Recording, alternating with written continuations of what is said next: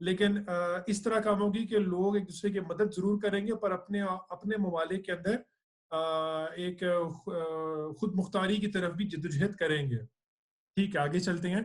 अच्छा, अपने जरा नेक्स्ट टॉपिक की तरफ आते हैं। नेक्स्ट टॉपिक शेयर करने से पहले थोड़ा सा आपसे एक मजे की मैंने स्टोरी सुनानी है। अभी अभी मजे की पता आज की बात ही है। मैं फेसबुक पे बैठा हुआ, तो आपने देखा आज का बड़ा ट्रेंड चला हुआ है फेसबुक और ट्विटर पे पाकिस्तान में, कि वो पहले लिखते हैं कि, एग्जांपल दे रहा हूँ, कि जी पाकिस्तान में इतने वेंटिलेटर्स हैं, एक वेंटिलेटर है पता नहीं 10,000 पता नहीं कितने बंदों के लिए, मुझे भी एग्जैक्ट फिगर नहीं याद आ रहा, और इतने डॉक्टर हैं इतने बंदों के लिए, एक दो और चीजें लिखते हो, फिर आखिर में लिखते हैं कि पता नहीं कितने ज्यादा फौजी हैं इतने बंदों के लिए। तो बेसिकली वो कमेंट मारना चाह रहे थे, टॉन्ट करना चाह रहे थे आर्मी पे, कि हमारे पास जो है वो इतना ज्यादा आर्मी और इतना ज्यादा हम पैसा जाया करते हैं आर्मी के ऊपर, इस तरह की वो बात करना चाह रहे थे। तो मेरा वो बड़ा अच्छा दोस्त है जिससे मैं बात कर रहा फेसबुक पे, मतलब यानी आप समझ लें मेरा एफएससी का दोस्त है, ठीक है। तो वो मतलब किधर गल्फ में कहीं होता है। तो मैंने उसको कह दिया, मैंने कहा भाई आप कहना क्या चाह रहे हैं, तो उसको उसने जवाब दिया कि हम क्यों पैसे जाया करते हैं मिलिट्री पे, और इस तरह हमें चाहिए कि हम एजुकेशन और हेल्थ पे करें। तो मैंने उसको सिर्फ सिंपली कहा, मैंने कहा आप ठीक कह रहे हैं, लेकिन अगर मतलब सिक्योरिटी नहीं होगी और आपकी जान रहेगी नहीं, तो फिर आप तालीम और सेहत में क्या खर्च करेंगे। अगर सेहत तालीम पे खर्च नहीं किया तो हमारा कसूर है, मतलब इसमें आर्मी का ऐसा डायरेक्ट कसूर तो है नहीं। आर्मी थोड़ी कहती है कि आप ना खर्च करें, वो तो अपने बजट में से निकालती है। मैंने ये लिख दिया। आप बिलीव नहीं करेंगे कि विद इन मिनट्स उसने मुझे अनफ्रेंड भी कर दिया, और उसने एक अपना कमेंट भी मार दिया उसमें। उसने काफी मतलब यानी स्ट्रेट बात की कि आप ऐसे क्यों कह रहे हैं, ये वो ये भी वो, और मुझे उसने मौका भी नहीं दिया अपने आप को जवाब देने का। तो मुझे बड़ा दुख हुआ, मैंने कहा यार ये क्या, मतलब एक तो अगर आप डिसएग्री होते हैं तो एक तो आपने अनफ्रेंड कर दिया, जो ठीक है, आई डोंट केयर, आप अनफ्रेंड करें, मेरी सब पे क्या असर पड़ता है, लेकिन आप फिर मौका भी नहीं देते किसी को कि आप अपनी बात करने को दें। यानी एक यकीन करें, एक वक्त था, मैं आपको बताऊं, ऑर्कट का एक वक्त था, आपको शायद ऑर्कट नहीं याद होगा, लेकिन एक मुझे वक्त याद था, है। ऑर्कट एक वेबसाइट थी, माई स्पेस एक वेबसाइट थी फेसबुक की तरह की। तो वहां पे ना, आप यकीन करें कि जब तक ये लोग बकायदा लड़ाई करते थे कि आखिरी मैंने बात करनी है, और इवन अगर बातें करते करते करते ना, अगर आखिर में बात सिर्फ स्माइली पे आ गई ना, तो स्माइलियां चल रही होती थी। यानी बात खत्म हुए हुए 200 कमेंट हो चुके हुए हैं, और बाकी 600 कमेंट जो है ना, वो लिटरली सिर्फ स्माइलियां चल रही हैं, स्माइलियां, स्माइली इमोजी जिसे हम कहते हैं, इमोजीज। तो आजकल ये पता नहीं कैसा बर्दाश्त करने की हम लोगों के अंदर हिस्स बिल्कुल ही खत्म हो गई सोशल मीडिया पे। हम हमें दिल नहीं चाहता किसी से बात करने का। मुझे तो ये बात समझ नहीं आती क्यों भला आप, या फिर आप बात कहें ना, अगर आप किसी से कोई बात कह रहे हैं तो फिर आप जवाब के लिए तैयार हो। क्या ख्याल अच्छा, है? मैं ये समझता हूँ कि सोशल मीडिया के जितने भी प्लेटफॉर्म हैं, वो ट्विटर है, ले लें, फेसबुक ले लें, इंस्टाग्राम ले लें, वो एक हकीकत है हमारी इंसान की। इसका मतलब ये कि अगर हम ट्विटर पे, फेसबुक पे या इंस्टाग्राम पे या बाकी किसी भी सोशल मीडिया के प्लेटफॉर्म पे किसी को बर्दाश्त नहीं कर सकते, तो इसका मतलब ये है कि हम अपनी जाती जिंदगी में भी किसी की बात सुनने के लिए, किसी को बर्दाश्त करने के लिए तैयार नहीं हैं। ये सोशल मीडिया ने जो काम किया है, ये बड़ा खुला चेहरा दिखा दिया है हर इंसान का, कि उसकी सोच क्या है, उसमें बर्दाश्त कितनी है, और वो क्या काम कर सकता है, क्या नहीं कर सकता। तो इसमें मैं ये समझता हूँ कि जिस शख्स ने ये काम किया, अगर आप उसमें जाती हैसियत में भी मिलते तो भी वो यही काम करता, ना आपकी बात सुनने के लिए तैयार होता, ना आपसे मस्बत डिस्कशन, मस्बत बात करने के लिए तैयार होता, जिसमें एक हेल्दी डिस्कशन हो, दोनों का फायदा हो। तो ये बड़ा इंपॉर्टेंट है, हमें ये दिखा दिया सोशल मीडिया ने कि इंसान जो है वो किस तरह का है। तो मेरे लिए यार, मेरे ख्याल से ये तो जरूरी है कि आपको, अगर वो जिंदगी में आप उससे मिलते, जब आपका ऐसा करता, उसने सोशल मीडिया पे ऐसे कर लिया, अब आइंदा अगर आपसे कोई मुलाकात होती है तो आप बड़ी एहतियात करेंगे और ऐसी डिस्कशन से अवॉइड करेंगे जिसमें कोई ऐसे मामलात खराब नहीं हो। तो ये तो मैं समझता हूँ सोशल मीडिया एक अच्छा प्लेटफॉर्म है इस लिहाज से कि ये हर इंसान का बताता है कि वो इंसान किस तरह का है।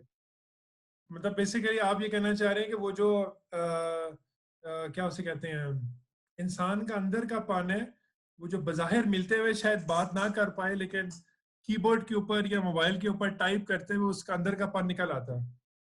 एग्जैक्टली एग्जैक्टली बिल्कुल ऐसी बात है। और ये तो बड़ा कॉमन है कि इंसान, इवन ये जो बिग आईटी कंपनीज हैं, सोशल मीडिया की, फेसबुक, ये तो अगर like होता है, एक कमेंट होता है, ये उस पे बकायदा एनालिसिस करते हैं कि आपकी पसंद क्या है, आपकी नापसंद क्या है, फिर they sell out the other e commerce and different companies. So it ये इज तो अ आपके बिग, है भी फील्ड है, ये तो आपकी फील्ड है, आप तो अपने एग्जैक्टली, फील्ड एक्सपीरियंस से बता रहे ये होंगे। एक बहुत बड़ा जो है ना बिजनेस हो गया।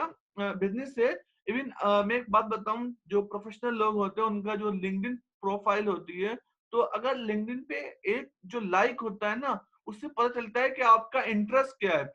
फिर ये जो बड़ी कंपनीज है उस पे इनसे एनालाइज करती है कि आपको अपनी पसंद की चीजें मिलती हैं। तो अगर हम उसको उसी प्राइम में बात करें, जो अदम बर्दाश्त की, तो उससे सोशल मीडिया को पता लग गया कि इस शख्स की क्या लाइकनेस है, क्या डिसलाइकनेस है। तो वो देखें ना, आप ये देखें कि वो सोशल मीडिया एक प्लेटफॉर्म है, इंसान कहाँ पर है। लाइक अगर हेडक्वार्टर सिंगापुर में है, पाकिस्तान में, इस्लामाबाद में, लाहौर में, कराची में एक शख्स बैठा हुआ है, तो सिंगापुर के हेडक्वार्टर को पता है कि अब्दुल रहमान की पसंद क्या है, नापसंद क्या है। तो मेरे ख्याल से ये तो जो आपने मुझे एक केस बताया, इसमें भी अच्छा है कि आपको पता चल गया कि उस शख्स की जो है, वो शख्स किस तरीके का है। अच्छा, वैसे इसी से एक आपके साथ एक और बात शेयर करनी थी। ये तो चले हमने सोशल मीडिया की बातें की ना, जो जरा पब्लिक सोशल मीडिया है, मतलब फेसबुक देखा जाए तो एक तरह का पब्लिक है, और क्या उसे कहते हैं, इंस्टाग्राम वगैरह। अच्छा, मजे की बात है कि आपको याद होगा कि बचपन में कभी इस तरह के आपके कोई दोस्त होते होंगे स्कूल कॉलेज में, जो आपसे पूरा पूरा साल आपसे बात नहीं करते होंगे, लेकिन पेपर के दिनों में थोड़ा सा एक दिन पहले आके आपसे बड़ी दोस्तियां करते थे, और आपसे असाइनमेंट वगैरह करा के, आपसे पेपरों की मतलब यानी मदद वगैरह लेके, तो फिर आपको टुटा कर आते थे। तो मजे की बात है, मेरा ये ख्याल था कि वो एक फेज होता है, और उस फेज के बाद जो बंदा बुली हो रहा होता है वो भी समझ जाता है जिस बंदे पे भुगत रहा होता है, और जो बंदा कर रहा होता है वो भी समझ जाता है। लोग लोग इसको आउट ग्रो कर जाते हैं, लोग इससे छुटकारा हासिल कर लेते हैं। लेकिन आप बिलीव नहीं करेंगे, मैंने अभी रिसेंटली, मैंने कुछ 1-2 साल में मैंने ये ऑब्जर्व किया है कि ये लोग नहीं बदलते। जो बंदा यानी जो बंदा अब्यूज हो रहा होता है, जिस बंदे के जो भुगत रहा होता है वो भी नहीं बदलता, और जो बंदा ये तंग कर रहा था वो भी नहीं बदलता। आप बिलीव नहीं करेंगे, अभी भी आके रिसेंटली मेरे साथ एक दफा व्हाट्सएप वगैरह में ऐसे हुआ है कि मैंने किसी को, ये अपने यूट्यूब की बात कर रहा हूँ, एक बंदे को वीडियो भेजी, और मैंने कहा जी अगर आपके पास टाइम हो तो एक बार देख लीजिएगा। तो आप इमेजिन करें कि उन्होंने देखा बकायदा, बहुत सारे लोगों ने, लेकिन स्पेशली उस बंदे का बता रहा हूँ क्योंकि आगे उसने बड़ा फनी काम किया, ब्लू टिक भी आया हुआ। पूरे 1 हफ्ते बाद उस बंदे का मुझे दोबारा मैसेज आया, और उस मैसेज में उसने उस पुराने वाले मैसेज का कोई जिक्र नहीं किया। डायरेक्ट मुझे कहता है कि ये जो आप आजकल उस्मानियों की तुर्किश सीख रहे हैं, तो उस्मानी तुर्किश में जो है वो एक वर्ड का, उसने मुझे पूछा कि ये वर्ड कैसे होता है। तो मैंने उसको बता दिया, लेकिन मैंने साथ ये भी कहा, मैंने कहा अगर आपके पास वक्त हो तो प्लीज जरा वो वीडियो भी देख लेना। तो उसका उसने कहा कि मेरे पास टाइम असल में नहीं होता, तो मैं आजकल बिजी होता हूँ।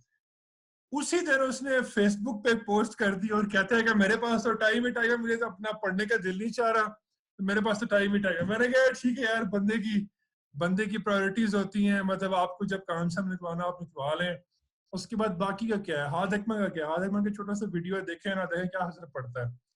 लेकिन ये वाली चीज मजे की नहीं है, ये चीज मुझे नहीं लगता कि ये खत्म हो सकती है, रहती है। एग्जैक्टली exactly, मतलब जो मैंने एक जगह पढ़ा था कि आपकी जो रूटीन होती है, या आपका जो इखलाक होता है, वो आपका बचपन में, फैमिलीज में, घर में जो है परवरिश जब आप पाते हैं, जब परवान चढ़ता है, तो जो आपकी खुसूसियात हो, वो पॉजिटिव हो, नेगेटिव हो, वो अगर 21 साल तक आपकी कुछ इस तरीके से है ना, जो आपने किया है, तो वो उसका ज्यादा इम्कान ये है कि वो आपकी बकाया जिंदगी में भी जो है जारी और सारी रहे। तो अगर ऐसा काम बचपन में, एजुकेशन में किया है, तो वो आगे भी जो है ना इसको करता। इसकी बात है, मतलब आपकी तरजीहात क्या है, आपकी जो तरजीहात होती हैं, आप उसी तरीके से काम करते हो। तो उनकी जो साहिब थे, उनकी जो तरजीहात में आप वाली वीडियो चीज या शामिल नहीं थी, उनकी तरजीहात में फेसबुक या दूसरी XYZ चीजें शामिल हैं, तो वो उनके लिए उनके पास टाइम है, बाकी कुछ नहीं है। बिल्कुल ऐसा ही है, बिल्कुल ऐसा ही है। तो बड़ा अच्छा रहा अब्दुलरहमान साहब आपसे बात करके, आपसे अच्छा सेशन लगता है। ये खैर कोरोना में हम जरा इस तरह ऑनलाइन बैठे हुए हैं, लेकिन वैसे भी आपसे बात हो रही है, काफी अच्छा मुझे तो सीखने को मिलता है। इंसान को हमेशा सीखना चाहिए, अगर आप मतलब सीखना बंद कर दें तो मेरा ख्याल है फिर तो लाइफ खत्म। अल्लाह ताला खैर करे। तो अगर कोई आप पैगाम पहुंचाना चाहें कोरोना के लॉकडाउन में फंसे हुए अपने दोस्तों के बारे में, कोई कोई मैसेज, कोई पैगाम तो काइंडली पहुंचाएं। मेरा जो पैगाम है ना, बेसिकली मैं ये कहना चाहता हूँ कि पहली बात तो ये है, जो WHO ने भी कहा है और तमाम जो माहिर है इस एरिया में, हेल्थ में, सेहत में, उन लोगों ने कहा है कि आप एहतियाती तदाबीर को जो है ना सख्ती से अमल करें और अपनी जिंदगी का इसको हिस्सा बना लें, क्योंकि ये बात हमें मालूम नहीं है कि सिलसिला जो है ये कब तक चलता रहेगा। अगर ये इसकी वैक्सीनेशन भी प्रॉपर आ जाती है, फिर भी इसमें बड़ा टाइम लगेगा कि ये तमाम मुकम्मल तौर पे खत्म हो। तो ये बहुत जरूरी है कि आप एहतियाती तदाबीर करें। और दूसरा मेरे को ये कहना है कि आप जो है ना, मतलब पॉजिटिव रहें, क्योंकि देखें वो जॉन एलिया का एक शेर भी है कि अब सभी को सभी से खतरा है। तो इसमें ये नहीं है कि मेरे साथ क्या हो रहा है, मैं क्या होऊंगा। आप नेगेटिव रहें, क्योंकि अभी हमारे हाथ में करने वाली कोई चीज नहीं है। अगर हम कुछ कर सके तो हम कहें कि मैं ये काम कर सकता हूँ, जैसे एक एग्जाम हो, एक असाइनमेंट हो, एक चीज हो, एक टास्क हो, आप कर सकते हैं। अभी आप कुछ कर नहीं सकते, तो मेरे ख्याल से आप इदारी तदबीर करें और पॉजिटिव रहें कि ये एक वक्त है, इससे पहले भी जिंदगी थी, इसके बाद भी जिंदगी थी, तो जिंदगी जो है गुजरती रहेगी। तो आप पॉजिटिव रहें, इस मसले वाली ऐसी बात नहीं है, चीजें चलती रहेंगी। कुछ चीजें ऐसी आती हैं कि जहां पर ट्रांजिशन होती है, तो ये मैं भी ये समझता हूँ कि एक ट्रांजिशन है, बिफोर कोरोना, आफ्टर कोरोना। चलें इंशाल्लाह अल्लाह करे ये कोरोना जल्दी खत्म हो जाए और जिंदगी फिर से पुराना अपने नॉर्मल जगह में पहुंच जाए। अच्छा, अगर आप अपनी कैफियत के ऊपर, जो आजकल आपकी कैफियत है कोरोना लॉकडाउन की वजह से, अगर उस कैफियत पे अगर आप एक एक लफ्ज से तशबीह देना चाहें तो आप कौन सा लफ्ज इस्तेमाल करेंगे अपने लिए? कोरोना के लिहाज से मैं तो एक ही बात बोलना चाहूंगा कि वो कैफियत है, वो है पॉजिटिव। अब इसमें पॉजिटिव। जो पॉजिटिव है ना, वो बहुत अलग है। अब इसमें नहीं अगर आप जो है, अगर आप नहीं, वो आपकी कोरोना का बात टेस्ट कराएं। नहीं नहीं नहीं नहीं, वो अब आपके नहीं नहीं, टेस्ट तक रहिएगा, आप कहीं और जा रही है। सही है, सही है। लेकिन मैं बहुत पॉजिटिव हूँ इसमें, और मैं समझता हूँ कि पॉजिटिव रहना चाहिए इस वक्त। मतलब आप कहना चाह रहे हैं कि कोरोना की लॉकडाउन की कैफियत में आप पॉजिटिव है, लेकिन अल्लाह ताला का शुक्र है कोरोना टेस्ट में नेगेटिव किया है, ठीक है, एग्जैक्टली एग्जैक्टली इंशाल्लाह। एग्जैक्टली। मतलब जो कोरोना टेस्ट है, वो कल मैं बात भी कर रहा था वालिद साहब से, तो मैंने कहा कि हम एक चीज पढ़ते हैं, मतलब साइंस में, कंप्यूटर साइंस में, नेगेटिव पॉजिटिव, या इसको हम बोलते हैं फॉल्स। एक फॉल्स काम है और वो पॉजिटिव हुआ है, तो इसका आंसर ठीक है। अगर वो फॉल्स नेगेटिव है, तो वो काम सही नहीं हुआ। मतलब आप एक ऐसा काम कर रहे हैं जिसका आप चाह रहे हैं कि पॉजिटिव नहीं हो, नेगेटिव हो, मतलब ऐसा एक टेस्ट है। तो अच्छा कोरोना के वैसे लिहाज से मैं नेगेटिव हूँ, थिंकिंग के लिहाज से पॉजिटिव हूँ। अच्छा वैसे मजे की बात है, आप तो खुद आप मैथमेटिक्स वगैरह आपने पढ़ी हुई है कि एक जगह किसी जगह में पॉजिटिव और नेगेटिव आ जाए तो वो बेसिकली आंसर नेगेटिव ही आता है। चले, बहुत बहुत शुक्रिया अब्दुल रहमान साहब, आप हमसे बात करने के बाद वक्त दिया, और हमारे जो नाजरीन हमें सुन रहे हैं उनको भी बहुत बहुत शुक्रिया, उन्होंने हमें वक्त दिया। इंशाल्लाह फिर मुलाकात करेंगे किसी नए टॉपिक के साथ इंशाल्लाह। और सबको हमारी तरफ से सलाम, और इंशाल्लाह दुआ है अल्लाह ताला से कि इंशाल्लाह ये मर्ज जल्द खत्म हो जाए और सब बिल्कुल सेहतयाब हो जाए। इंशाल्लाह मुलाकात होगी। अब मैं अस्सलाम थोड़ा सा वालेकुम। एक बात बोलना चाहूंगा कि नाजरीन से स्पेशली मेरा एक मैसेज है। हाथ साहब जो है बड़ा काम कर रहे हैं यूट्यूब पे, तो इनको प्रमोट किया जाए, इनका चैनल सब्सक्राइब किया जाए, और जो बेल आइकन का बटन होता है उसको आप प्रेस करें और सुने, देखें, एनालाइज करें कि क्या कह रहे हैं ये, मतलब एजुकेशन के लिहाज से या आजकल जो माहौल है। तो इस पे भी नाज़रीन से मेरी इस बात की गुजारिश बहुत है। जब तक के बहुत बहुत लिए शुक्रिया। कहीं दूसरी जो है वीडियो में हाजिर होंगे, जब तक के लिए अल्लाह हाफ़िज़। चले, जज़ाकल्लाह, बहुत बहुत शुक्रिया अब्दुल ईमान साहब। अस्सलाम वालेकुम। वालेकुम सलाम।